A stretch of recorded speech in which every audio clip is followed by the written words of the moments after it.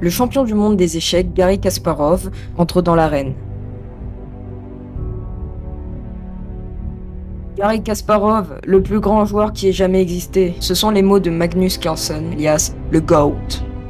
Kasparov, l'homme le plus fort du monde, tout simplement. Ce sont les mots de Julien Song. Il est trop beau, ça c'est moi qui le dis quand je me... Bref, ce jour-là, il joue sa 2355e partie, non pas contre un énième grand maître, mais contre lui, Deep Blue. Ouais, c'est une boîte. Et il y a quoi dans cette boîte? Pour le découvrir, faut remonter 11 ans en arrière. Ça, c'est pas Deep Blue. Lui, c'est Chip Test. C'est l'œuvre de 3 étudiants passionnés d'échecs. Leur projet, créer un ordinateur qui joue mieux que toi, mieux que tout le monde en fait. Chip Test est un ordi qui joue aux échecs.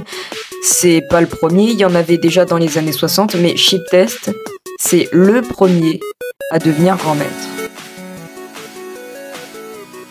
C'est très sympa, un petit projet étudiant tellement bien que IBM finance et recrute les 3 ados. IBM, c'est pas une start-up de garage, c'est leur ordinateur qui envoie Apollo 11 sur la Lune. Bref, c'est le plein essor technologique, mais les gens s'en foutent. L'opinion publique voit les ordis comme inutiles et comme une fantaisie futuriste. IBM doit changer ça. Pas de mieux que de faire rivaliser un algorithme face au champion du monde d'un jeu au sommet de sa popularité, rassemblant des millions de spectateurs sur le petit écran. Alors, les 3 ados bossent à s'en arracher les cheveux. Ils créent une V2, Deep Trug. Deep Trug remporte le championnat du monde des ordinateurs d'échecs, mais en 1989, face à Kasparov, il se fait démonter en 2 parties d'exhibition. C'est presque humiliant. Kasparov dira que Deep Trug joue comme un programmeur, pas comme un joueur d'échecs. Et malgré tout, Kasparov accepte la revanche, et là, on passe au niveau supérieur. Il y a la V3, Deep Blue. Notre boîte en métal. C'est un super calculateur, le plus puissant à l'époque. Vous emballez pas, aujourd'hui votre téléphone est bien plus puissant. Et pour l'époque, c'est sans conteste un monstre de calcul. C'est lors de la confrontation. Première partie.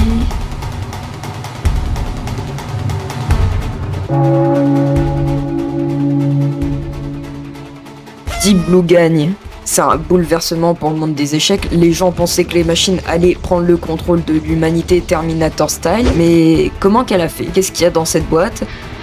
Pour ceux du fond, non, c'est pas une IA.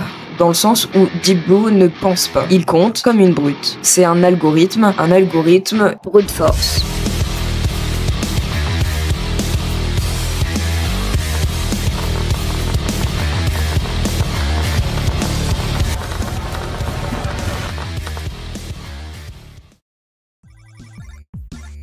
En fait, la machine va pour chaque position examiner chaque coup possible, sachant que dans une position, il y a environ 30 coups possibles. Ça fait beaucoup très vite, mais il s'en sort.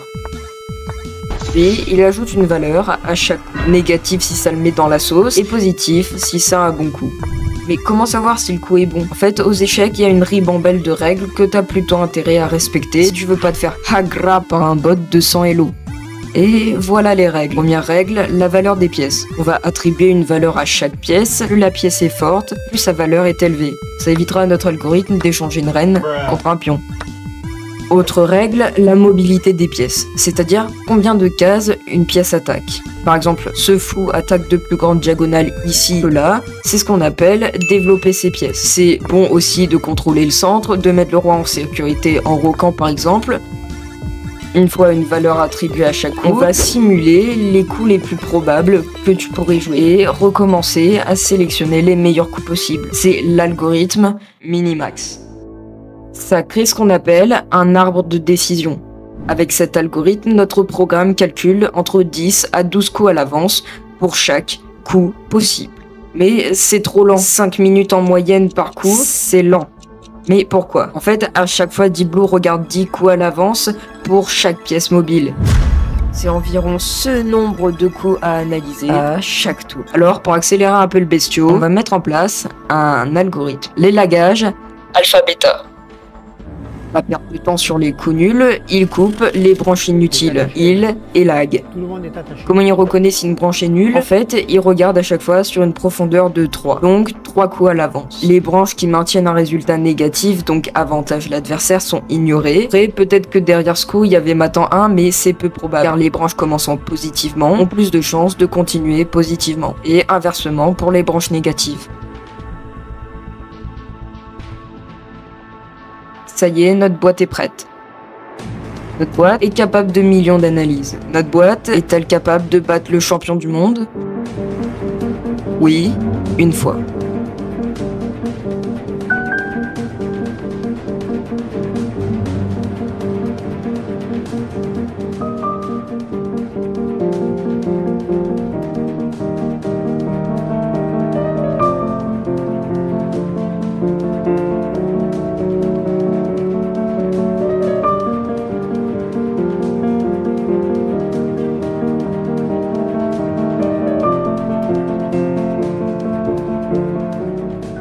En fait, lors de cette confrontation, il y a eu 6 parties. Et résultat, 4-2 pour Kasparov. Deep Blue s'est fait torpiller, mais elle a quand même réussi à gagner face au champion humain. Rien qu'une fois, mais quand même.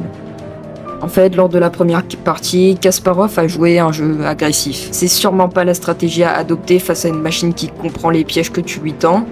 Mais Gary a réfléchi à sa défaite et a adopté un style positionnel très défensif. Et surtout, il a fait sortir Deep Blue de ses tables d'ouverture en utilisant des lignes rares. Qu'est-ce que ça veut dire? En fait, le seul moment où on connaît sa position, et surtout celle de l'adversaire, c'est au début, l'ouverture. Pendant des millénaires, les joueurs ont cherché les meilleurs coups pour prendre l'ascendant sur l'adversaire, et les meilleurs coups pour répondre. C'est ce qu'on appelle une ouverture. On les a classés et les a fait apprendre à Deep Blue, c'est ça, une table d'ouverture. Mais si on lui donne une ouverture qu'elle connaît pas, elle est perdue. Joue des coups très bons, mais plus parfaits. Et la machine n'a plus fait mieux que l'homme. Kasparov repart victorieux de ce match.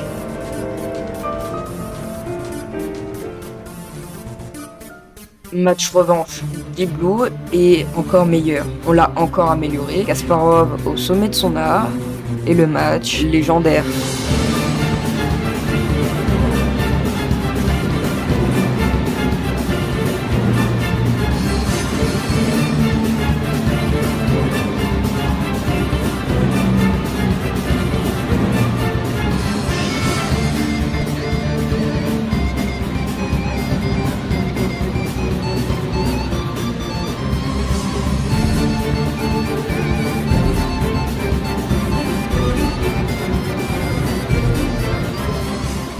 C'est une victoire historique pour une machine. Ça a tellement choqué le champion du monde qu'une machine puisse gagner qu'il accuse IBM de tricher. C'est légitime. Qu'est-ce qui le fait douter à ce point du fair play de cette machine? Eh bah, c'est le 8e coup de la partie 6. Ici, Kasparov joue H5 pour attaquer le cavalier de Deep Blue. Cette position est complexe pour la machine. Elle calcule. Et Kasparov le sait. Il s'attendait à un coup de retrait du cavalier, E4 par exemple, mais il s'attendait pas à ça. NX E6, un coup parfait. Mais un coup trop complexe, un coup trop profond, trop subtil pour être calculé. C'est mauvais au premier abord. Sacrifier un cavalier pour à première vue rien, mais en fait c'est bien le meilleur coup d'un point de vue positionnel. Le coup brise la structure de pion noir autour des rois, cela empêche Karazov de caser efficacement son roi. Le contraignant D8, ça affaiblit ses cases. Kasparov perd du temps de développement et de l'espace, tandis que Deep Blue s'accapare des lignes ouvertes pour attaquer. La suite, m'attend 19 coups au roi noir.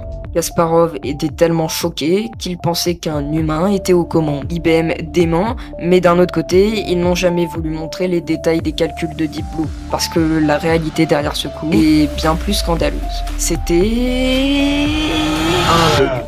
En fait, la machine a hésité tellement entre tous les coups possibles qu'il a joué au hasard. On peut dire que la machine a eu de la chance. Mais maintenant que le champion du monde est battu, on a une autre quête. Devenir le meilleur ordinateur. Petit saut dans le futur, ici c'est un endroit étrange de chess.com. Et la première fois que je suis arrivé ici, j'ai rien compris. Pourquoi il y a des courbes, des parties qui se jouent à toute vitesse, pourquoi il y a un chat Twitch? Ici se joue le tournoi des ordinateurs. Des ordinateurs spécialement entraînés pour jouer aux échecs. En fait, on les appelle des moteurs d'échecs. Des ordis qui jouent au-delà de la compréhension humaine. C'est ici qu'une nouvelle révolution prend la relève de Deep Blue. Les moteurs IA. Le 5 décembre 2017, Google publie ça. AlphaZero a atteint en 24 heures un niveau de jeu supérieur aux humains aux jeux d'échecs, au shogi et aux jeux de Go, battant les programmes champions du monde, Stockfish, Elmo et la version d'AlphaZero ayant eu 3 jours d'apprentissage. C'est monstrueux. Un algorithme comme Stockfish ou Deep Blue, ça a pris plusieurs années à configurer. Là, la nouvelle IA débarque et en 24 heures seulement, elle humilie tout le monde. Mais comment ils ont fait chez Google ? En fait, le gros problème des algorithmes, c'est qu'ils sont programmés par des humains, avec des tactiques humaines, des ouvertures humaines, et ça devient très vite limitant. Vous l'aurez compris, on a donné un échiquier à une IA, on lui a fait apprendre les règles, et elle a joué. Des milliers de parties en simultané. Elle a joué, découvert des schémas, des patterns, des ouvertures. Ce qui est intéressant avec les moteurs d'IA, c'est qu'ils n'ont pas un système d'évaluation normal avec des nombres positifs et négatifs. Non, eux, ils se basent sur un pourcentage. Ils vont prendre une position, une pièce ou un pion, puis ils vont simuler toutes les parties jouables. Ensuite, il va diviser le nombre de parties gagnantes par le nombre de parties totales simulées. Le résultat est un pourcentage et la plus grande probabilité de victoire sera le meilleur coup. Mais le gros défaut des moteurs IA par rapport aux algorithmes, c'est qu'elles jouent comme nous. Mieux, infiniment mieux, mais elle brute force pas. Elle va reconnaître des patterns, choisir des pièces à bouger et ne va pas tout essayer. Alors, elle peut passer à côté de quelque chose. La solution, on a mélangé un peu des deux. Mi-IA, mi-algorithme. C'est ce qu'on appelle un moteur hybride. Ça y est, on a créé l'ordinateur le plus fort du monde. Mais pourtant, les échecs restent marres parce que AlphaZero est trop fort, il joue trop bien pour la compréhension humaine. Donc, les grands joueurs ne l'utilisent pas, ne peut rien nous apprendre parce qu'on ne peut rien comprendre. Personne ne peut. Les échecs ne sont pas résolus, il reste encore beaucoup à apprendre. Les maths derrière les échecs, ça que des chiffres. C'est une quête de puissance, de logique, d'intellectuel et parfois, il ne faut qu'un bug bien placé. Le plus important, prenez soin de vous.